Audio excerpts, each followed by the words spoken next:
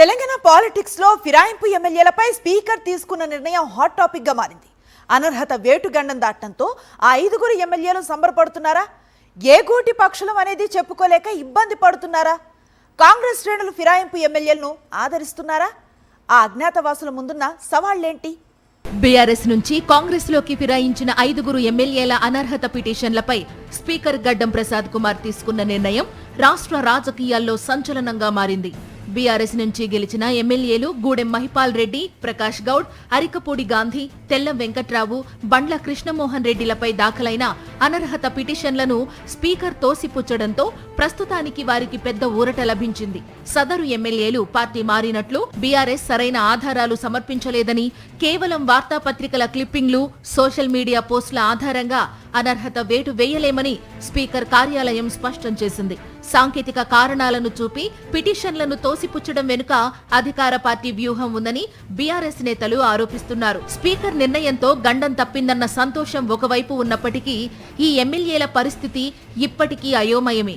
వీరు సాంకేతికంగా బీఆర్ఎస్ ఎమ్మెల్యేలే, కానీ కార్యకలాపాలన్నీ కాంగ్రెస్ లో సాగిస్తున్నారు.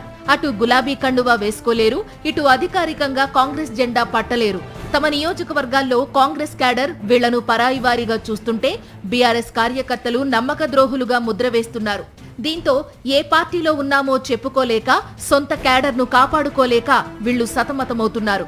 ప్రస్తుతానికి అధికార పార్టీ అండదండలతో వీళ్లు తమ పనులు చేసుకోగలరు, అంతే తప్ప పూర్తి స్థాయిలో పార్టీలో కలవలేరు. కాంగ్రెస్ పార్టీ సీనియర్ల నుంచి వీళ్లపై చాన్నాళ్లుగా వ్యతిరేకత ఉండనే ఉంది. ఇక రాజేంద్రనగర్ ఎమ్మెల్యే ప్రకాష్ గౌడ్ లాంటి వాళ్లకు ఎలాంటి తేడా కనిపించడం లేదు.